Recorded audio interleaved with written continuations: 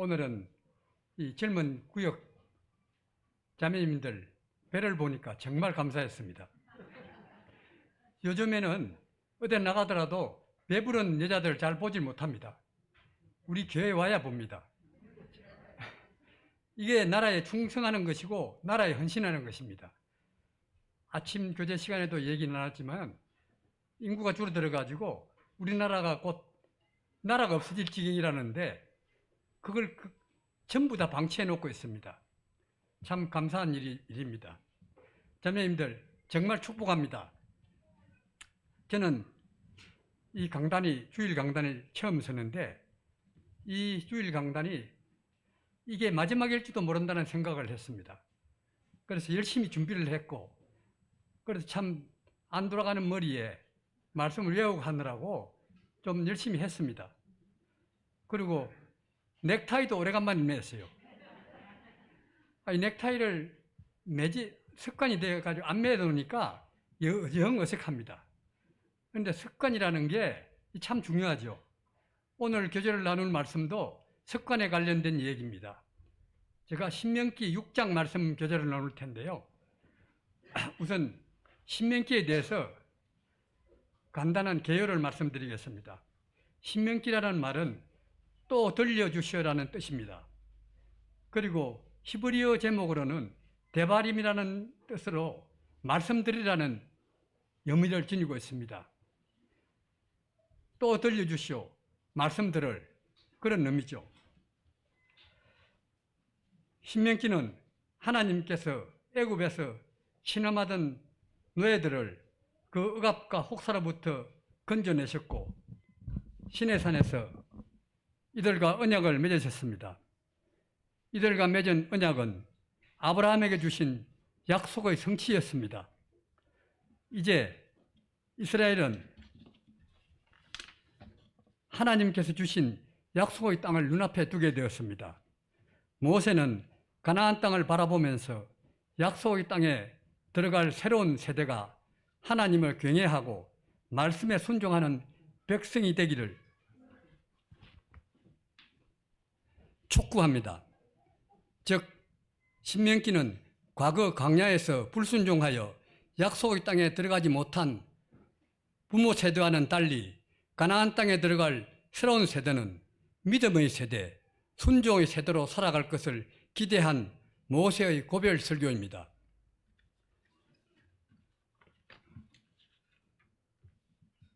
신명기는 이스라엘과 하나님의 언약은 하나님의 일방적인 사랑에서 나왔다는 점을 들 수 있습니다. 그러나 일단 조약관계로 표현되면서 이스라엘의 하나님께 대한 태도가 정해졌습니다. 이스라엘에게 있어서 죄는 단순히 도덕적인 문제라기보다는 관계적인 문제가 되었습니다. 즉 하나님과 이스라엘의 관계를 표명하는 이 언약이 깨어지는 것이 바로 죄라는 것입니다. 이스라엘이 우상을 섬기거나 이방의 신들을 섬긴다면 그것은 여호와 한 분에게만 충성하겠다는 언약을 파기한 것입니다. 그래서 이스라엘에게 있어서 가장 무거운 죄는 다른 신들을 섬기는 것입니다.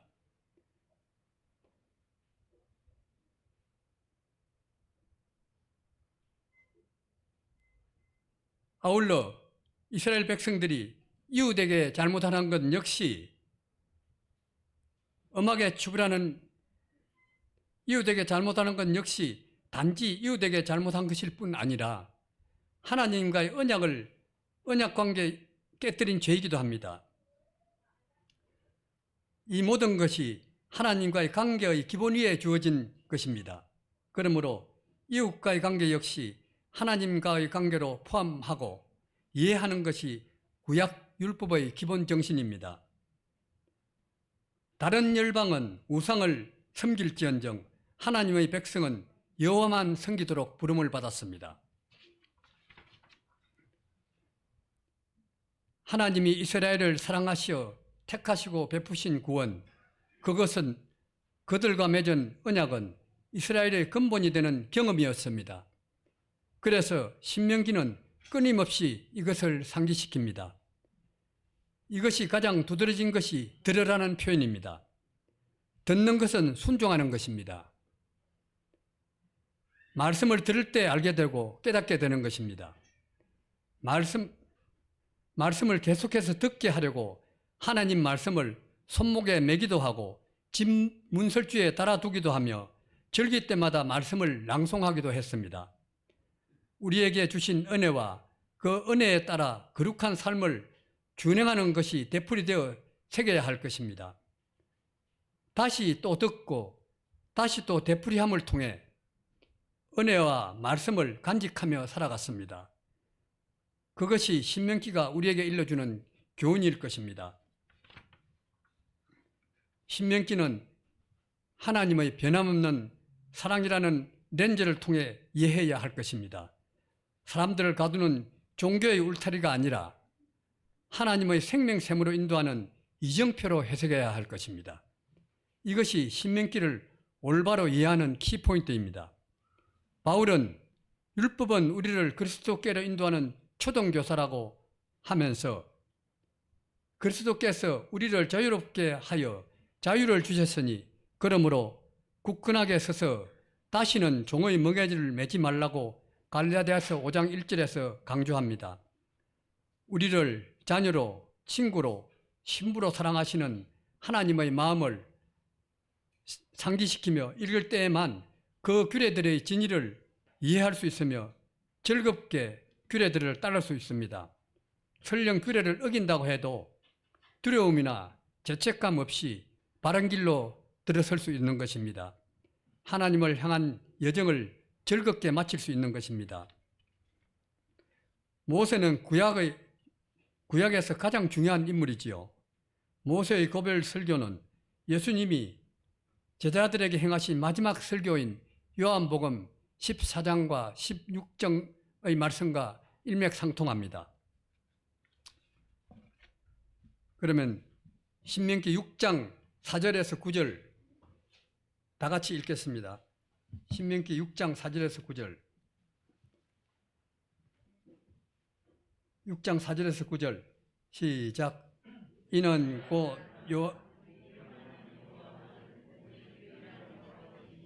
너는 마음을 다하고 뜻을 다하고 힘을 다하여 내 하나님 여호와를 사랑하라.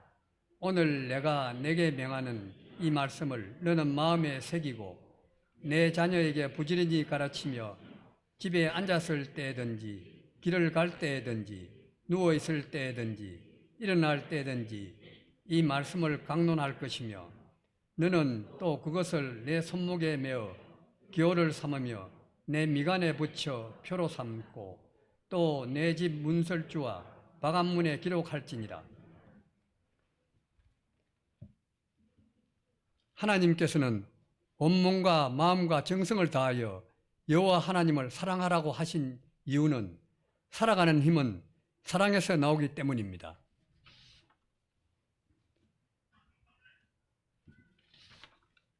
성경은 구약 성경 23,144개 구절과 신약 성경 7,935개 구절로 이루어진 책이라고 합니다. 모두 31,079개의 구절 중에서 가장 중요한 구절이라고 이 신명기 6장 4절 5절 말씀일 것입니다. 우리 하나님 여호와는 오직 유일한 여호와시니 너는 마음을 다하고 뜻을 다하고 힘을 다하여 내 하나님 여호와를 사랑하라. 이 명령 다음에는 다음과 같은 구체적인 명령이 덧붙여 있습니다.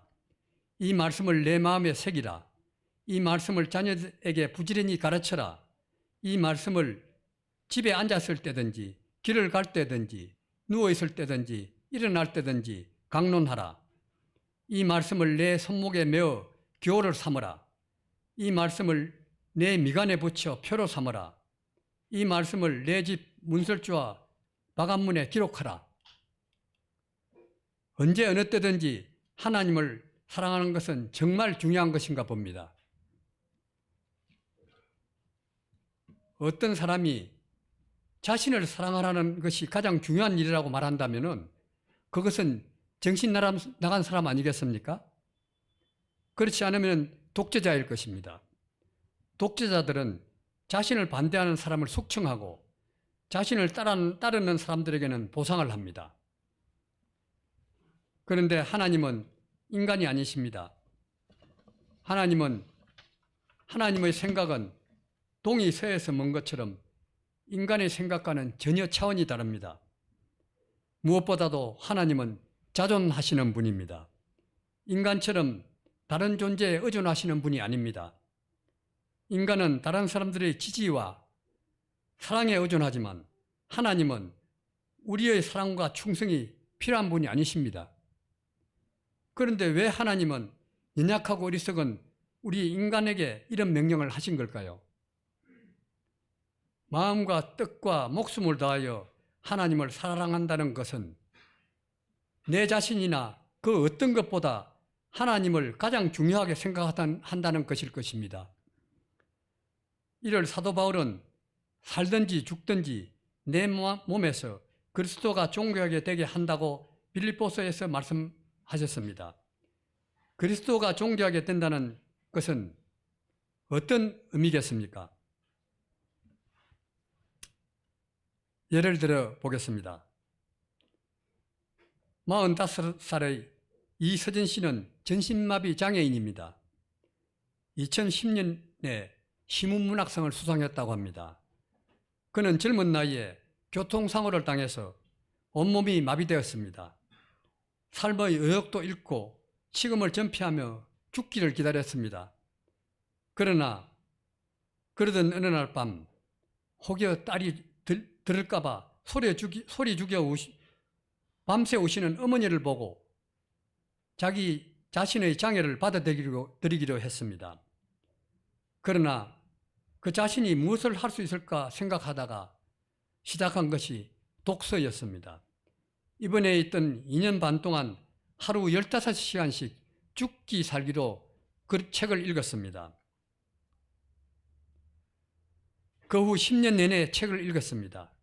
그러다가 어느 날 바깥 세상이 궁금해졌습니다. 그래서 시작한 것이 컴퓨터를 통한 인터넷이었습니다. 그 이서진 씨의 글은 자신도 모르는 사이에 내공이 깊을 대로 깊어졌습니다. 그 여의 글을 읽고 한 남자가 관심을 보였습니다. 만나자는 제의를 해왔습니다. 자신이 전신마비 장애인임을 밝히고 거절했으나 그 남자는 끈질겼습니다. 영화 같은 사랑 끝에 이서진 씨는 이현수 씨와 결혼까지 했습니다. 그리고 남편의 격려에 힘입어 소설까지 쓰기 시작했고 이제는 전업작가로 신나게 살아가고 있다고 합니다. 그녀는 입에 문 막대로 글을 씁니다. 온몸이 다 마비가 되었기 때문에 움직일 수가 없는 것이죠. 전신마비 장애인인 이서진 씨 안에서 문학이 존귀하게 되었고 문학 안에서 이서진 씨가 존귀하게 되었습니다. 존귀하게 된 이서진 씨의 가치를 이현수 씨가 알아보았고 두 사람은 행복하고 존귀한 삶을 살아갑니다. 내 안에서 그리스도가 존귀하게 되었다는 것 역시 그 원리는 다르지 않습니다. 인간이 예술을 창조해냅니다. 예술은 언제나 인간 너머에 있습니다. 예술을 추구하는 것은 곧 예술을 존귀하게 만드는 것입니다. 그 일을 하는 사람들의 삶도 따라서 존귀하게 됩니다. 빅터 프랭클린 박사라는 정신병 의사가 있는데요. 그 사람이 아우슈비츠에서 기적적으로 살아남은 그 사람은 마지막 저서를 썼습니다. 죽음의 수용소에서 라는 책을 썼는데요. 그 책 마지막에 이렇게 끝을 맺습니다. 지옥과 같은 이 모든 것이 끝났습니다. 언젠가는 이 기억도 한낱 악몽에 지나지 않았다고 담대히 고백할 때가 올 것입니다. 그러나 영원히 남을 단 한 가지는 그것은 하나님을 사랑하고 경외해야 하는 마음입니다. 이 빅터 프랭클린이라는 사람이 정신과 의사인데 독일에 살다가 부모와 처와 함께 아우슈비츠 탄광으로 끌려갔습니다. 끌려가서 제수복을 내어주는데 먼저 죽은 사람들이 제수복을 다음 사람에게 주는 겁니다. 그 제수복 허리춤을 만져보니까 뭔가 딱딱한 게 만져졌어요. 그래서 방에 들어와서 밤에 그 딱딱한 것을 꺼내보니까 종이 쪽지가 기록이 되어 있었는데 그게 기록된 말씀이 신명기 6장 4절 5절 말씀이었다고 합니다. 그래서 하나님을 경외하는 마음, 하나님을 사랑하는 마음이 어떤 것이구나 그 죽음의 수용소에서 깨달았다고 합니다. 그래서 하나님을 경외하는 마음, 영원히 남을 단 한 가지 하나님을 경외하는 마음이라고 이렇게 표현했습니다. 여러분, 무엇에 절망하고 있습니까? 무엇을 걱정하고 있습니까? 무엇을 얻기를 바라고 있습니까? 모든 것을 십자가 아래 내려놓고 십자가를 통하여 부르시는 하나님의 사랑을 보십시오. 그 사랑을 받아들이십시오. 그리고 온 정성을 다하여 우리 주 하나님을 사랑하십시오. 하나님을 경외하십시오. 우리 마음을 한번 생각해 보십시오. 사랑하는 것도 힘들지만 상대방의 사랑을 받아들이는데도 얼마나 많은 조건이 붙는지를 생각해 보십시오. 우리는 때로는 딴 건 다 좋은데 너무 키가 작아라고 말을 하기도 합니다. 몸과 마음과 목숨을 다하여 하나님을 사랑하라는 말씀은 아무짝에도 쓸모없는 병든 몸, 자포자기한 마음, 까다로워서 남들이 싫어하는 성품이라도 언제까지 기꺼이 받겠다는 뜻이기도 합니다. 사람들은 그런 상태를 절대 사절하지만 하나님은 그 어떤 것도 받아주십니다. 우리 하나님은 상한 갈대도 꺾지 않으시고 꺼져가는 등불도 끄지 않으시는 분입니다. 살려달라고 다가오는 모든 사람의 마음을 다 회복시키며 꺼져가는 불도 다시 활활 타오르게 하시는 분입니다.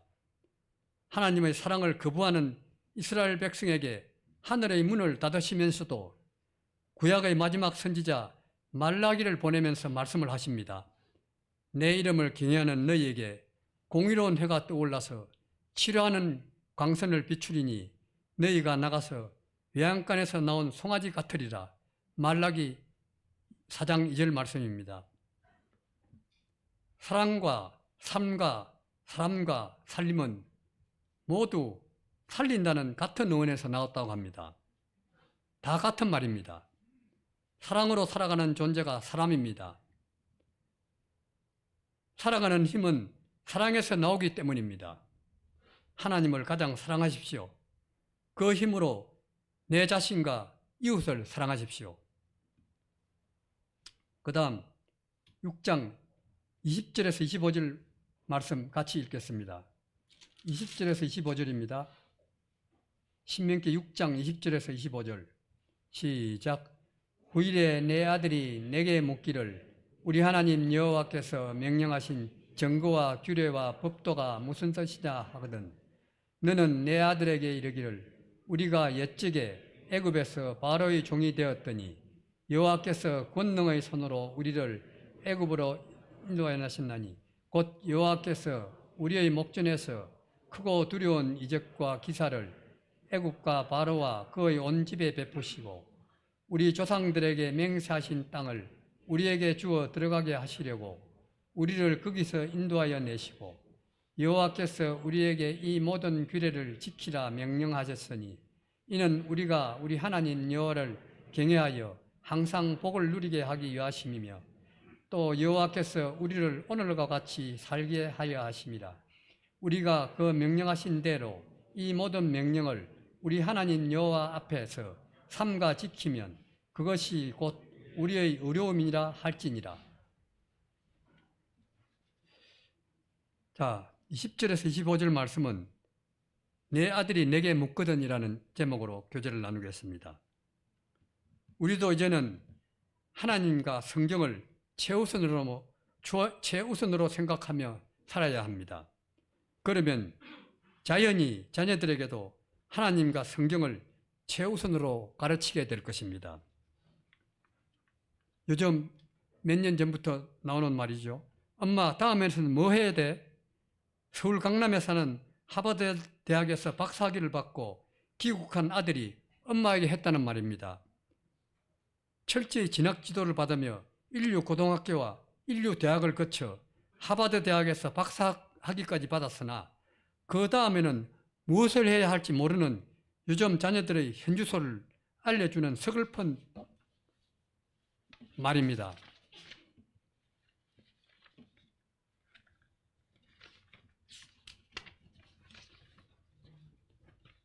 오늘 본문은 이렇게 시작합니다. 후일에 내 아들이 내게 묻기를 우리 하나님 여호와께서 명령하신 증거와 규례와 법도가 무슨 뜻이냐 하거든. 자녀가 묻습니다. 아빠, 인생이 뭐예요? 엄마, 어떻게 사는 게 잘 사는 거예요? 어떻게 살아야 하는 거예요? 그런 질문을 하면 여러분은 어떻게 대답하시겠습니까? 부모로서 그에 대한 대답도 대단히 궁색합니다. 더 심각한 것은 자녀들이 그런 질문을 하지 않는다는 것입니다. 이런 질문을 하는 자녀들은 사실 걱정할 것이 없습니다. 더욱이 기독교에 대하여 하나님 말씀의 뜻에 대하여 묻는 자녀들은 희귀한 존재입니다. 우리 아이들은 그런 질문을 하지 않는 걸요. 이런 대답이 우리 대부분의 반응일 것입니다. 그런데 왜 우리 자녀들이 그런 질문을 하지 않는 것일까요? 자녀들은 부모를 통하여 인생관과 가치관과 삶의 태도 등을 배웁니다. 중요하게 여기는 것은 부모가 중요하게 여기는 것은 자녀들도 중요하게 여깁니다.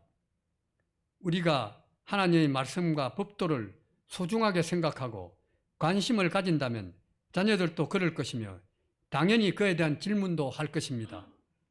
그런데 우리 부모들이 그렇게 하지 않았고 또한 하나님이나 교회에 대하여 질문하려 치면은 냅다 소리를 질렀지 않았습니까? 몰라도 돼. 공부나 해. 라고 그런 말을 하지 않았습니까? 그런데 모세는 우리 자녀들이 그런 질문을 하도록 만들어야 한다고 말합니다. 우리 시대의 대부분 사람들은 아이들과 자녀들과 10분 이상 대화를 나눈 적이 거의 아마 없을 것입니다. 더욱이 신앙을 대화의 주제로 삼아 본 적이 없을 것입니다. 저는 아이들이 어머니를 따라서 저보다 먼저 교회를 다녔고 저보다 먼저 예수 그리스도를 만나 구원을 받았습니다. 그래서 저는 현재와 같이 계속 하나님에 대하여 예수님에 대하여 깊이 알고 싶고 또 예수님께 소망을 두고 그 길을 뚜벅뚜벅 걸어가려고 합니다. 6장 20절 말씀은 너의 지금 삶의 태도로 하나님께 영광 돌릴 수 있겠니? 현재 살고 있는 모습이 과연 하나님께 영광을 돌리는 삶인지 늘 점검하라는 주문입니다. 모세는 이스라엘의 자녀들은 당연히 그런 질문을 할 것이라고 예상하고 있었습니다. 이스라엘의 부모들이 하나님과 성경을 최우선으로 생각하였다는 증거입니다. 이제 우리도 하나님과 성경을 최우선으로 생각하며 살아야 합니다. 그러면 자연히 자녀들에게도 하나님과 성경을 최우선으로 가르치게 될 것입니다. 지금 시작해도 절대로 늦지 않았습니다. 아브라함은 75세에 처음으로 하나님에 대해 들었으니까요. 초조해 마십시오. 잠자는 미국을 깨웠던 무디 목사는 무신론자요 망나니였던 장남의 신앙을 위해 기도했습니다. 그러나 장남은 하나님께로 돌아오지 않았습니다.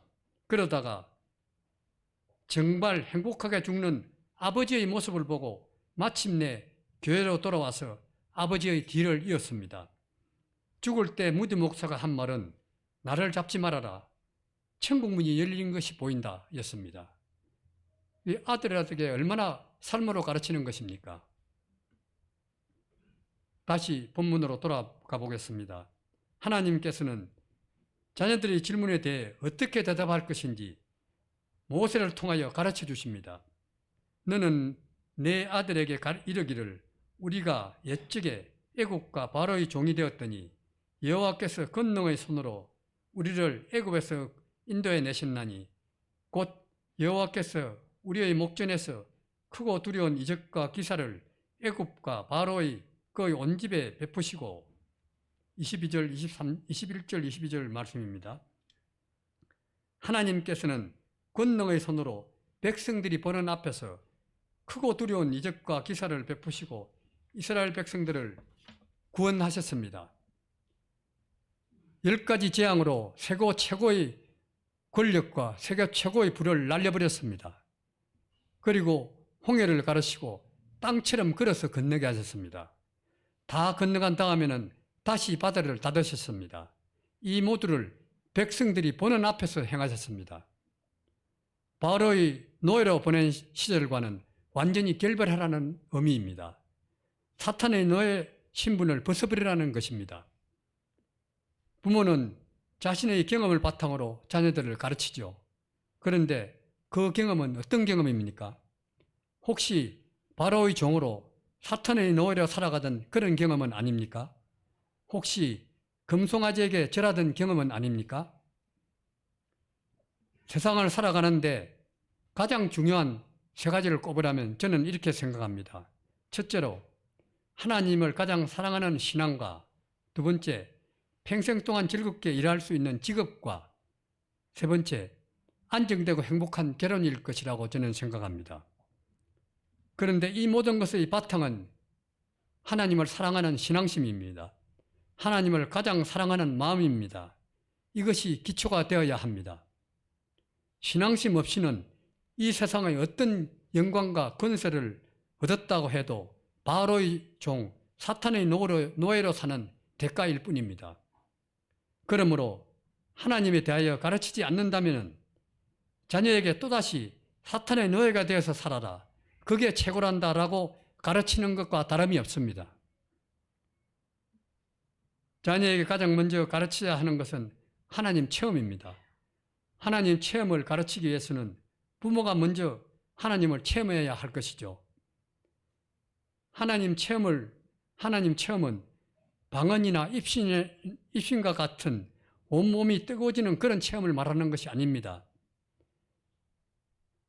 일상생활에서 매사를 하나님 중심으로 살아갈 때 진정한 하나님을 체험할 수 있는 것입니다.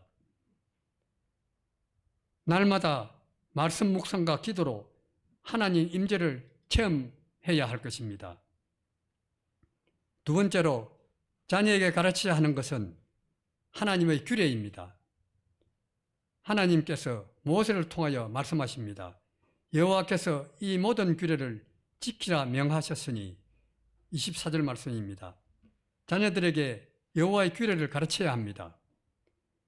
한 민족이 되도록 조상들에게 제사를 지내면서 자녀들에게 특히 맏아들과 장손에게 제사와 법도와 규례를 가르쳤듯이 마땅히 우리 자녀들에게 하나님의 말씀과 규례를 가르쳐야 합니다.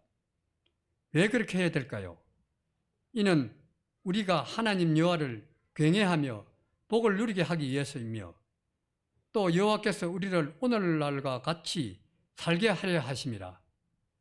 저는 어릴 때부터 아버지로부터 제사 지내는 법, 모든 성묘 다니는 산소 다 찾아다니면서 성묘철이 되면은 같이 땀을 쩔쩔 흘리면서 같이 다닌 적이 있습니다. 그런 가운데 저는 나이 들어서 예수님을 믿고 지금 복된 삶을 살고 있습니다. 우리가 섬기는 하나님은 살아계신 하나님입니다. 그분을 체험해야 하고 그분의 법도와 규례를 배우고 가르쳐야 하는 이유는 영원한 하나님 나라의 복을 누리기 위해서입니다. 아들아, 뭉거리기에는 너무 인생이 짧다라는 책을 쓴 강한구 박사라는 분이 있습니다. 이 사람은 서울과 수원 지역에서 비전 스쿨을 운영하고 있습니다. 이 학교에서 가르치는 내용은 비전을 갖는 방법, 비전을 간직하고 다루는 방법, 그리고 구체적인 내용으로 들어가면 나는 누구인가, 공부는 왜 하는가, 오늘의 꿈, 내일의 현실, 비전의 힘과 역동성과 자기 지도, 자기 건축 등과 같이 모두 비전을 형성하고 관리하는 방법에 관한 것입니다. 이 비전은 영혼을 깨우는 소리이며 영혼을 환히 밝히는 빛입니다. 이 소리에 귀를 기울이는 사람, 이 빛을 바라보는 사람은 또 다른 소리가 되고 또 다른 빛이 됩니다. 그래서 사람들을 깨우고 인도하는 영적 지도자가 됩니다. 이런 사람을 가리켜 꿈꾸는 자, 비저너리라고 말하죠. 독일 슈바이처 박사는 부유한 가족의 가문에서 태어났습니다. 21세 때 그는 타인을 위해 봉사하는 삶을 살겠다고 결심을 합니다. 30살에 그는 이미 유능한 신학교 교수요, 오래간 연주가였습니다. 그러나 이 모든 기득권과 기회를 미련 없이 버리고 늦은 나이에 의과대학에 입학을 합니다. 그리고 9년의 각고의 노력 끝에 의사의 자격증을 획득했습니다.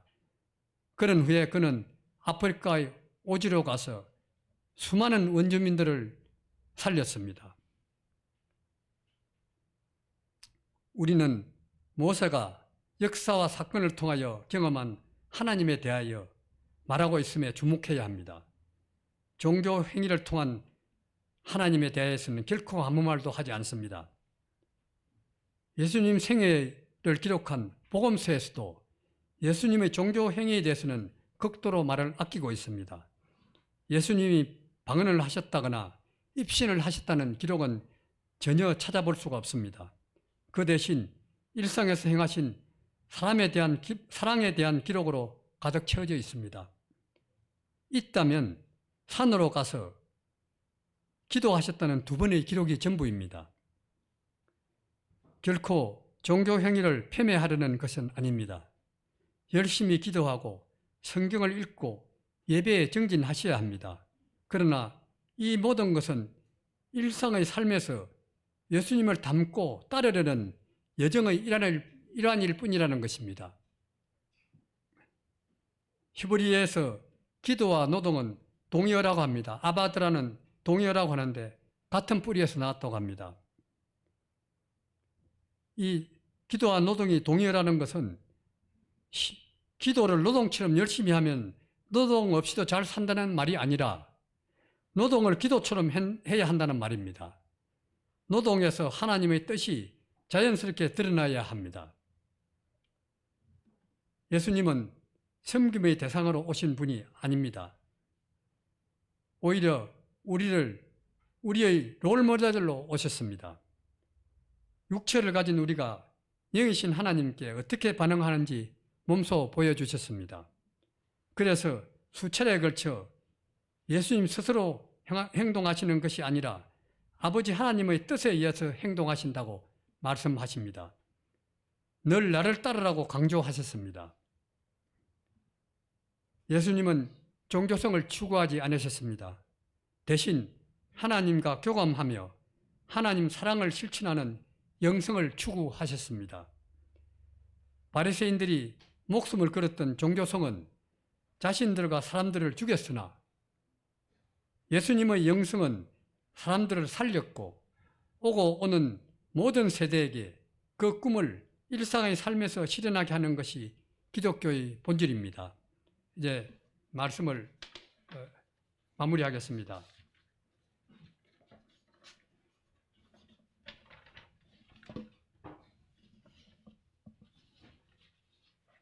신명기를 읽고 나서 우리가 본받아야 될 3가지를 말씀드리겠습니다. 신명기는 이스라엘 백성을 향하신 또한 우리들을 향하신 하나님의 마음이 담겨있는 책입니다. 하나님은 이스라엘 백성이 자신의 사랑하는 마음을 알고 그들도 하나님을 경외하며 사랑하기를 바라셨습니다. 그래서 본 신명기에 반복되는 명령은 하나님을 사랑하라는 것이었습니다. 마음을 다하고 뜻과 힘을 다하여 하나님을 사랑하라. 이 사랑하라는 것이 성도의 본분임을 재차 강조하고 있습니다. 두 번째, 신명기는 하나님의 축복이 임하는 삶과 저주가 임하는 삶의 기준을 제시합니다. 하나님을 사랑하여 말씀에 순종하는 사람에게는 축복이 임합니다. 반대로 말씀을 거역하여 불순종하는 사람에게는 저주가 임합니다. 그러나 하나님을 사랑함 없이 율법만 준수하고자 할 때 신앙은 형식화되고 율법을 지키는 힘든 것은 모든 무거운 짐이 됩니다. 그러기에 신명기 말씀은 하나님을 향하신 진실한 사랑으로 읽어가야 하는 책입니다. 세 번째, 본세 신명기에 나타난 많은 율법과 규례는 하나님의 백성으로 살아가는데 삶의 기준을 제시합니다. 하나님 백성으로 살아가면서 드리는 제사, 인간관계, 사회생활, 정치, 경제생활 등 성도의 삶의 모든 영역에 대한 기본적인 정신을 다루고 있습니다. 그 기본 정신이 바로 공의와 사랑입니다. 즉 하나님의 대표적인 성품인 공의와 사랑을 실천하는 것이 하나님 백성의 삶임을 가르쳐주고 있습니다. 신명기를 읽고 묵상하는 가운데 하나님을 향한 자신의 마음을 점검하고 삶의 모습을 점검해야 할 것입니다. 오늘날도 신명기 말씀은 우리 그리스도인들에게 하나님의 성품을 경험하게 하고 하나님을 사랑하는 지침이 되는 책입니다. 이상 기도하고 마치겠습니다.